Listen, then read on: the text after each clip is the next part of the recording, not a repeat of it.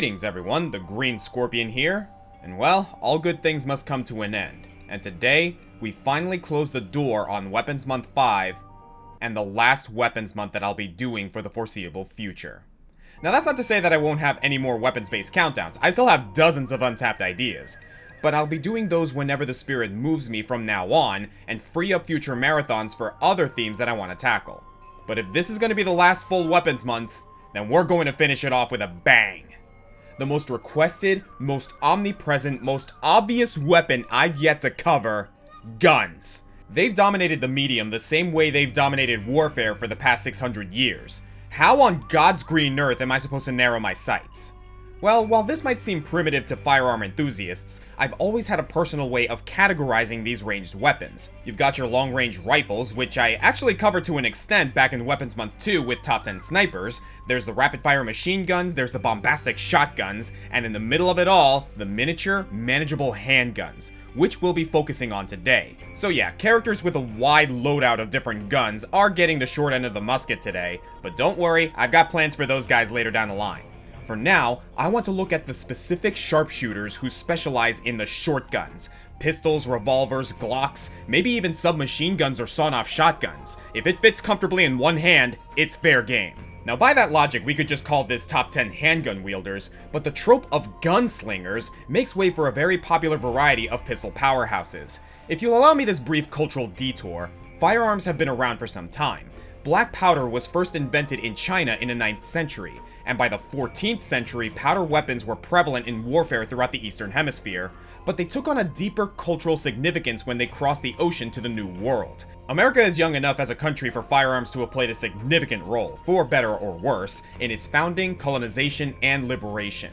And as such, guns grew into an emblem for American mythos, and with them becoming more compact in the preceding centuries, this symbol cemented itself in the iconography of the Old West, where the term gunslinger first arose. With limited law enforcement, a personal pistol might be the only way to protect your job, your belongings, and your family. Swords and knives were just not gonna cut it anymore. And with that context, what we're looking for in our gunfighters today isn't someone who can fire from a safe distance or from behind a conveniently placed chest-high wall.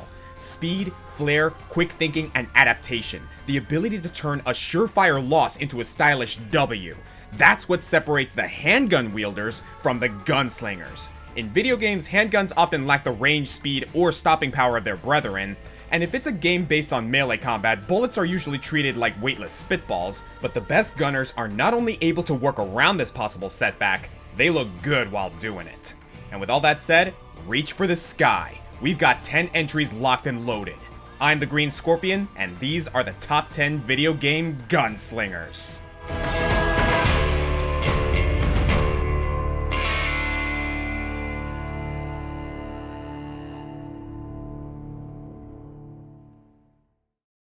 Okay, let me just check my watch here, and it's 11:58. Okay, I got some time. If there's one thing Overwatch excels at, it's introducing a cast of disparate archetypes and making them feel cohesive. An anachronistic Western outlaw shouldn't have much of a chance in the world of battle mechs and time travelers, but Jesse McCree bucks that trend. Despite the Clint Eastwood hat and poncho, he ain't working with the dusty old tech of the 1800s. His modified Peacekeeper fires high-caliber rounds consistent with modern warfare. Though you'd think they could have let it hold more than 6 bullets, but Jesse's just old-fashioned like that. Not only is he a great shot, in a pinch he can use a super fast Winter Soldier arm to fan the hammer, discharging the whole chamber pretty much all at once in a quick spread. He also uses the occasional flashbang to stun opponents, and his combat roll, which is not only a great way to avoid shots, but also reloads your revolver. Loading 6 shots mid-roll with a prosthetic hand is kind of insane. As it turns out, McCree is the only character on this list who's played in first person. And that isn't because I don't play many military shooters. Not only does McCree specialize in a single type of gun, his gameplay incorporates a lot of what I consider gunslinging to be. Not just about where you fire from, but how you fire. At a glance, Jesse's a simple man with a simple kit. Just shoot and don't get shot. But there's a lot of strategy in the split-second decisions when you encounter an opponent. Do you fan the hammer to damage them quickly or get out of dodge? Or do you take the extra time to align your headshots, saving ammo for more potential enemies around the corner? How do you use your roll, knowing you'll have to wait 6 seconds to use it again? If you can maximize McCree's output, he's surprisingly fun to play, and one of the best duelists in the roster. If only he had some way to deal with multiple threats at a time. It's time Oh, shit. The Mimetic Deadeye Ultimate puts McCree on a whole new level. It's basically the Red Dead Redemption slowdown feature if you were to watch it in real time. If McCree sees them, he shoots them. And if the revolver was empty, it doesn't matter, ammo just materializes via raw Western machismo. And it's all hit scan, ballistic physics be damned. So not only is he amazing in one-on-one scenarios, he has the penchant for wiping enemy teams if the conditions are right. Is there anything this guy can't do? Well, he is lacking in mobility options, so he's pretty easy to snipe. Just don't be surprised if you fall in love watching him through the scope. That is one handsome cowboy.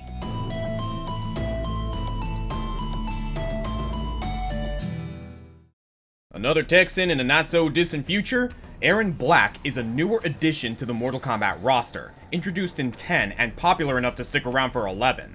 Now, for the record, I don't intend to fill this whole list with cowboys. I actually have some loose plans for a Desperado list later down the Dusty Trail, but the overlap into Gunslingers was inevitable. Erron Black embodies the romanticized lore of the West with his absurd trick shots, while playing it off with grave seriousness. He's no poser fanboy, he was there 150 years ago. His tracking and marksmanship were so renowned, he found himself recruited by Shang Tsung to hunt demons, gods, and cyborgs, being compensated with immortality. Aside from the agelessness, Black has neither the superpowers nor the technological enhancements of other combatants, so he fights dirty with his wits and a whole lot of tools, none more important than a pair of antique revolvers. Most gun characters in fighting games get some sort of nerf for the sake of balance. Either the fire gun move gets hidden in more complex combos, or bullets are depowered into tiny chip damage. Both are true for Erron Black, but given the nature of Mortal Kombat's roster, I don't think a single bullet could realistically stop most of these guys anyway. Erron fights hand to hand, but manages to work the revolvers in regularly, not just by firing them, but also pistol whipping. And aside from the handguns, Erron's packing a rifle, flasks of acid, sand grenades, bear traps, dynamite, even a sword. Unfortunately, all of this forced me to rank him a little lower, too many other weapons, but given how expansive Mortal Kombat's move lists have gotten, there's still plenty of ridiculous revolver action at play. There's his X-ray attack, which reveals that he's written the names of his opponents on certain bullets. That's a nice touch. He can shoot those sand bombs early to catch opponents off guard, and the money shot. Oh lord, the money shot! He throws his gun, banks it off of his opponent's face, then flips coins into the air and ricochets bullets off of them into his enemies. That might be the single craziest feat on this list, ignoring all laws of momentum unless those coins weigh multiple tons each or something. Honestly, Erron's as good as most of the other gunslingers ranked above him. It's just all of his other moves that hold him back. Basically, he's so good at so many other things, he nearly got disqualified. And if you're too cool to make it any higher on this list, well, that ain't a bad problem to have, partner.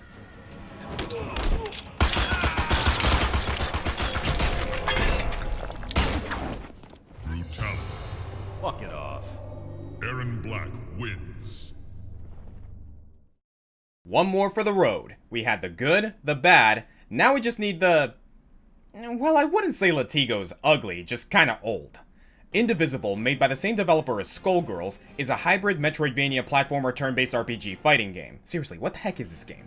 Following a girl named Ajna and about 20 party members, all loosely based by different world cultures. And Latigo, with his hat and duster, is based surprisingly on the ancient Sumerian tradition of... I'm just kidding, it's the Old West. Check out these wanted posters in the Iron Kingdom and he'll show up to tell you about his problems. He used to run with a band of mercenaries, but his old friend Vasco started a life of crime, putting a bounty on Latigo's head by association. Now Latigo plans to return the favor with a bullet to Vasco's head. This bullet, labeled V for Vasco, is prepped in Latigo's gun at all times, but for the interim he's willing to lend the other 5 bullets to Ajna's cause. Let's talk about this weapon. A fancy silver revolver with a fencing saber clamped to the shaft. I love this. Not only does it look like a cane when he's standing idle, it creates a ridiculous half-melee, half-ranged moveset. And that whole thing with the reserve bullet is actually extremely relevant because Latigo has a reload mechanic. This means using one of your precious actions each turn reloading, and it really sucks when you forget to reload and waste even more actions dry shooting. But keep track of what you're doing, and Latigo's got some of the best damage output in the game. Most of the time I just spam neutral fire, but he's also got a jumping slash that sprays 3 bullets mid-swing to hit multiple opponents. And by using your special meter, you can do an execution-style trip and fire, or charge all of your bullets with Edie, making your next round of shots do extra damage and pierce multiple targets. Now, being an optional recruit, Latigo has virtually no bearing on the main storyline, but each character has an optional side quest that opens up in the late game, and completing it makes the corresponding character stronger. I think? I'm gonna be honest, I never actually noticed a difference with most of them, but Latigo manages to break the mold. After finally tracking down Vasco, who comes at you with a tank, that yellow-belly cheater, Latigo finally pulls the trigger on Retribution, freeing up that 6th bullet chamber in future battles. Finally, some tangible benefit to side questing, not to mention a character's internal conflict being represented and resolved in his mechanics. All great stuff, and have you seen his level 3 super? This is the kind of content I signed up for.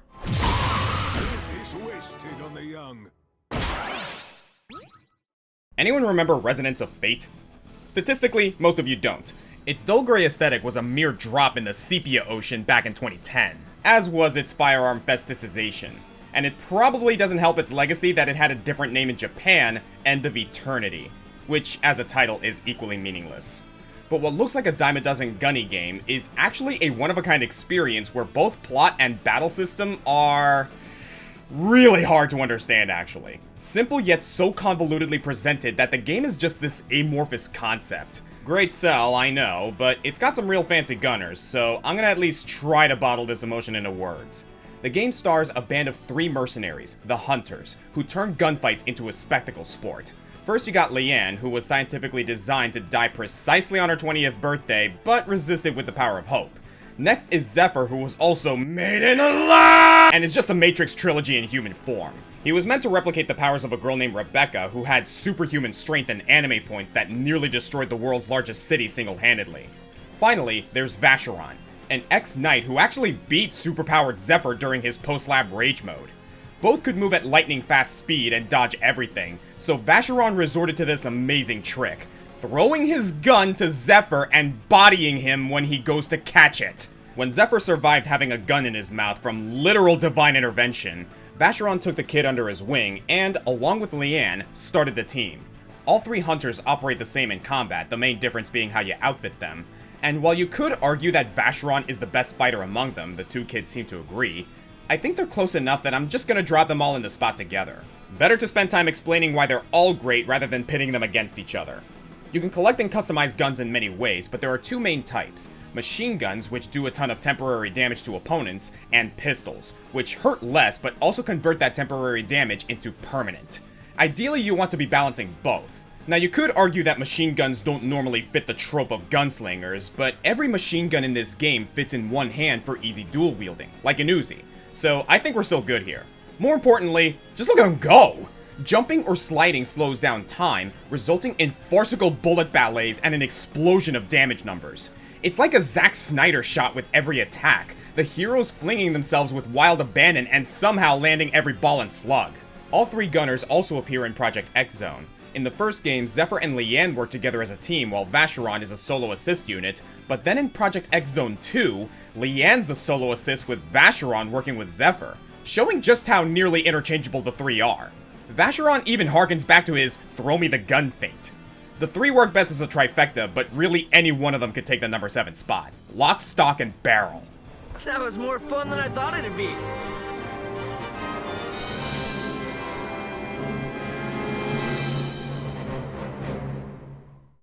I just realized I made a horrible mistake with this video's thumbnail. Hang on a sec. There we go. Now people will watch it for sure.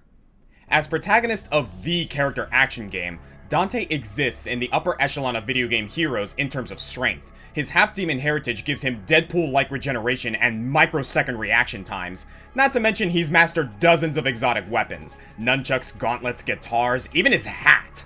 But he's best known for his oversized swords and a specific set of handguns, Ebony and Ivory, a pair of M1911s heavily modified for Dante's freewheeling devil-slaying vocation. Ebony's been teched for stronger shots at higher ranges, while Ivory is customized to blast at faster rates, and both are magically refurbished to act as conduits for Dante's infernal power and rip demons a new hellhole. Now truthfully, Dante exudes chronic awesomeness no matter what he's doing. It's the Aaron Black problem again. but his ludicrous abilities elevate the hand cannons beyond what they'd normally be capable of, giving him an extra edge. With twosome time, Dante can divide his attention to suppress multiple targets at once. He can hold launched enemies in the air over a cushion of bullets to extend combos. He can charge his shots with the energy of his current melee weapon, allowing for electrical or incendiary rounds. While in midair, firing downward can slow Dante's descent and allow him to reposition himself. And in Devil May Cry 5, charging Ivory lets him fire through multiple enemies while Ebony's shots explode on contact. The more I think about it, the handguns really are Dante's signature weapon. Generally, whatever main weapon or style you have equipped, Ebony and Ivory are always on standby as a sidearm, in addition to his dedicated gunslinger mode. And swords are more Virgil's thing anyway, though Dante did once talk Virgil into borrowing a gun for their team attack finisher. And speaking of finishers, the boys are Dante's weapon of choice for dealing the final blow, giving them the series record for most boss kills, including against Mundus, Prince of Darkness. And yes, even brunette Dante from that game nobody likes has his own Ebony and Ivory. But classic mophead Dante has famously invaded tons of other video games to shoot the baddies in the breeze, including Beautiful Joe, Shin Megami Tensei, and Marvel vs. Capcom with the gun-centric $1 million. But his greatest feat in marksmanship for me will always be this billiard shot from the beginning of Devil May Cry 3. So why didn't that cue ball just burst when he shot it? Because he didn't want it to. Once you reach Dante's rank of gun mastery, bullets do whatever the hell you want them to. Don't you dare say it, jackpot! 8 years after creating Dante, Devil May Cry creator Hideki Kamiya decided to revolutionize gunplay again. Bigger and sexier than ever. Let's dance, boys! Like Dante, Bayonetta flits between several lethal instruments, but not only is Bayo more associated with her handguns, she's turning it up to 11. One piece in each hand, and one strap to each foot thanks to specially designed shoes, her guns are her most flexible combat style, and Bayonetta's pretty goddamn flexible. Like all of her weapons, Bayonetta's guns are forged by the fallen angel Rodan out of the souls of defeated demons. In the first game, Bayonetta's default is the Scarborough Fair, named after a 1966 English ballad. And going along with the lyrics, the individual guns are named Parsley, Sage, Rosemary, and Thyme. Okay, that's actually a great reference, very witchy. Fun fact, the hardware is modeled after a Derringer, the same kind of gun used to assassinate President Lincoln. And so the story goes, Kamiya's co-designer asked if he chose the Derringer because it could fire quickly. And he responded with, "No, I just thought it looked hot in a girl's hand." I'd say they're both right. Holding the attack buttons while dodging or attacking lets Bayo fire off some extra bullets while moving, all of which bounce off of walls and seek enemies. And not only that, they're a great melee option, enveloping Bayo's punches and kicks in scarlet energy. And if you want to hand her a different weapon, she can still keep a pair on her stilettos. And since she would never be caught dead in the same outfit 2 seasons in a row, the witch returns in the sequel with a new Sapphire set named Love is Blue after a French song this time. These 4, individually named Toccata, Prelude, Nocturne, and Minuet, are heavily styled Mauser C96s, highly popular in the British military where they were nicknamed the broom handles. Okay, now I'm just convinced that Mauser invented these expressly for Bayonetta to use 120 years later. Deep cut aside, I feel like Bayonetta 2 nerfed the guns a bit, but it's not like they're actual Nerf guns. They still get the job done, look amazing, and if you wear the Star Fox costume, they turn into little R-Wings. Just watch some cutscenes and you'll see ridiculous acts of precision easily on par with Dante, and honey, that's all in heels. As long as there's music, I'll keep on dancing. Dante and Bayonetta may rank as some of the strongest playable characters in history, but aside from pulling triggers, they have a lot of other weapons and powers. For these last 4 spots, we want characters solely based around their guns. And when it comes to video game gunslingers, one man always comes to mind.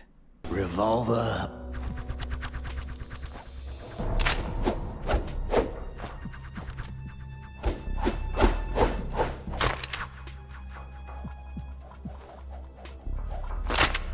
Ocelot. When we first meet Ocelot in Metal Gear Solid, he can't wait to tell us all about his Colt single-action army. He loves the smell of the smoke, the sound of it turning. That moment of vulnerability while he reloads makes him feel alive. Liquid Snake once postulated that Ocelot's love of revolvers is rooted in sadism. It's relatively low power, tending to lodge bullets into the enemies and create wounds harder to heal. That might seem the case, he's also a known lover of torture, but in actuality, it was Snake's father, Big Boss, who inspired Ocelot to switch to revolvers. Before that, a young and arrogant Ocelot rose through the ranks of the GRU with his amazing skill firing and spinning his Makarov 9mm pistol. But his gun jammed during the first showdown with Big Boss. And not only did Boss's recommendation resonate with Ocelot, he formed a deep respect for the Naked Snake and vowed to follow him in all of his future aspirations, helping him to form the Patriots. They're a fitting team, Big Boss being trained by the previous boss who viewed him like a son, and Ocelot being her actual biological kid. Blood of the Covenant is thicker than the water of the womb, and with brotherly devotion, Ocelot became the gun of the Patriots. Now, Ocelot might be a step down from the unholy antics of the last two entries, but he's got his own history of crazy crack shots. He's known to kill people not with direct shots, but with ricochets. Or there's the time he threw his coat and killed Gorlukovich and his captive in the time it took the former to point his gun. Revolver rounds had no trouble passing through a human body that time, and this was after a new hand transplant. Still, Ocelot understands that sometimes the strongest bullet is the one you don't fire. He loves intimidating his enemies by spinning or sometimes juggling his guns. It looks silly, but it's a great way of scaring the piss and the intel out of people. This goes great with his background in interrogation. Well, okay, we all make mistakes. In his defense, he had just lost his right hand and wasn't used to spinning with his left. Wait a second, back in Russia, you had no trouble revolving revolvers in either hand. Why are you bad at it now? Unless you drop that gun on purpose. Yeah, if there's one thing that rivals Ocelot's slinging skills, it's his deception skills. He plays every angle, double, triple, and quadruple crossing everyone in his path. What's with all the betrayals? Well, that's just Ocelot keeping his word to the one man he respects, Big Boss. This sadly means that he didn't have his gun for most of his final appearance in Metal Gear Solid 4. As part of an act to pretend that he was possessed by Liquid, or at least that he thought he was possessed by Liquid, Ocelot gave up not only his weapon, but the word revolver in his name to pull off his endgame to end the now corrupted Patriots, bringing the world back to a sense of freedom, like in those John Wayne movies he clearly loves so much. With his schemes settled, all he wanted was one last fistfight with the son of the man he idolized, because if it was a gunfight, it would have been way too easy. Ocelot's long con, his whole career, is basically another one of his gun tricks. You don't know when he'll finally fire, but when he does, it's gonna blow your mind and your head clean off. You're pretty good. You're pretty good. Pretty good. Though not nearly as popular as a sword, guns are a common weapon of choice among the champions of Runeterra, giving us a few choices for a League of Legends rep. There's Misfortune, who can dual-wield her monstrous blunderbuss pistols, Samira, who is a transparent homage to Dante, even Jin, who adds a theatrical flair to his sharpshooting, and his handgun can even attach into a sniper rifle. But you know, I never said that the guns needed to fire bullets.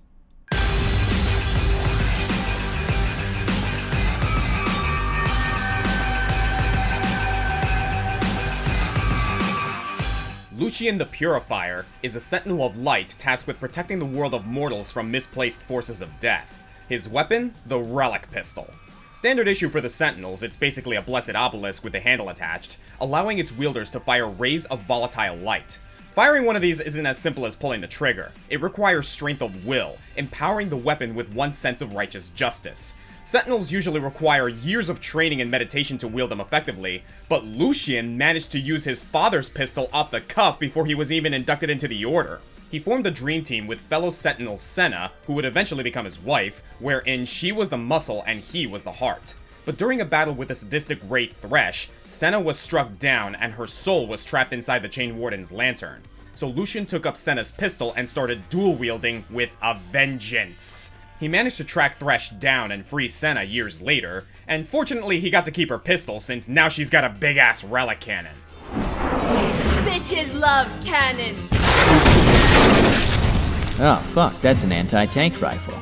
The rays of light Lucian fires come in a spectrum of size and intensity. He's got a pretty damaging basic attack, and he can double shot after every successful ability use. Then there's his big ol' laser that rips through multiple targets, and Ardent Blaze, a bomb that illuminates anyone hit by it. Not only are the glow-in-the-dark enemies easy to see, even if they retreat into the tall grass, basic attacking them charges Lucian's movement speed.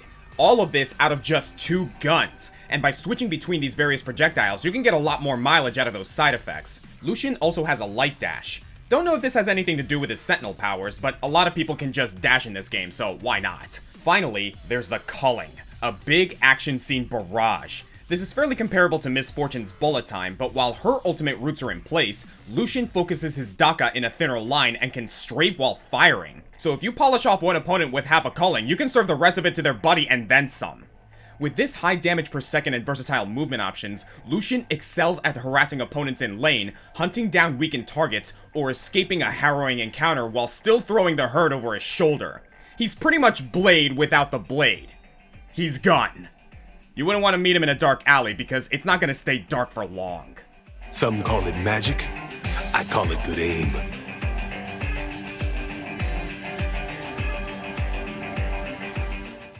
Kingdom Hearts. Oh boy. My time with this series has been largely frustrating, but if there's one thing that keeps drawing my attention back, it's Organization 13, a band of hyper-powerful nobodies with overwhelming and eccentric fighting styles. Back in Weapons Month 1, I went 4 for 5 including Organization members, but one place I couldn't do that was top 10 archers. Or could I have? Xigbar's weapons look more like crossbows, but the attitude here is very gun-like. They fire semi-automatically with a quick reload time, they kind of look like the Needlers from Halo, and we all call that a gun, right? The wiki refers to them as arrow guns. Arrow guns. I don't know if I'd call a crossbow a gun, but this right here is giving me total authority, so I'm putting him here, and nobody can stop me. So, first of all, his name is only Xigbar sometimes. As a human, his name was Braig, who became one of the apprentices of Ansem the Wise. But after Ansem's experiment went awry, Braig lost his heart and became the nobody Xigbar. And I guess if you're a named character, you get to keep your look as a nobody and get some cool powers. All of the organization members have a tendency to bend space around them, and Xigbar uses this attribute to set up some impressive trick shots. He'll teleport to better vantage points, shoot through portals that multiply his shots, stand upside down in the air, and his guns clip together to form a rifle, kinda like Jin. And while he often announces that he's reloading, it doesn't seem like there's a set number of spikes in his clip. Sometimes he'll fire 10 before reloading, and other times he'll make it rain. He mentions that he's on a quest to get a Keyblade, but you know, the arrow guns are pretty slick, especially when combined with your nobody powers. Hey, wait a second, in Birth by Sleep, you fight Braig before he's a nobody, and he can already do the teleporting thing, so what gives? Why can he do that? Well, in Kingdom Hearts 3, not only do you get a rematch with this guy, it turns out that he's on the same level as Ocelot when it comes to lying and double crosses. This Braig, as he calls himself, is way older and way more significant than he lets on, manipulating Sora, the organization, and even 4D chessmaster Xehanort to achieve his own convoluted ends. And let's leave it at that to avoid spoilers and aneurysms. This means that despite all of the ridiculous stunts you're seeing in all these fights across the series, Xigbar was probably losing on purpose every time. The dude always hits his mark, we just weren't the real target. Jeez, I can't wait to give this guy a piece of my mind, which will presumably be in Kingdom Hearts 6 End of Resonance Final Omega Redux sometime next century. I lost. Me.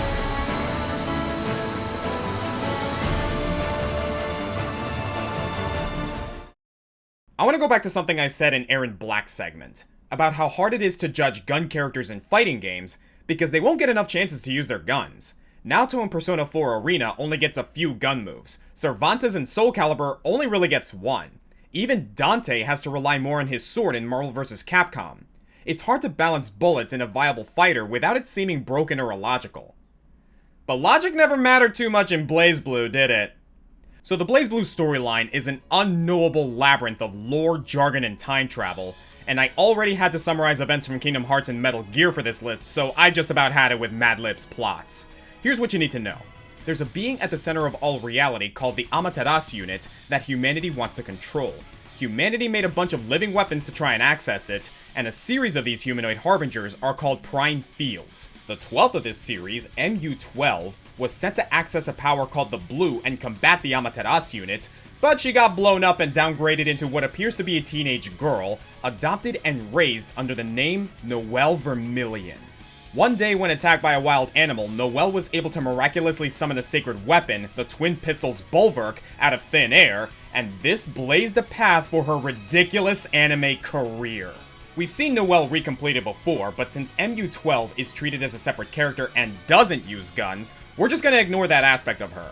All we want is the cute blonde with the Magitech blasters, and Noelle is everything I wanted in a gun-based rushdown fighter. No flashbangs or bombs, no backup sword, just 2 arcane guns and some kicks for knockback. If she needs more melee options, she'll just club her enemy with the Bulwark. And while her shots do less damage than you'd expect from a point blank in your chest, that's perfectly fine with Noelle. It just means she can shoot you more before you fly back. Reloading? What's that?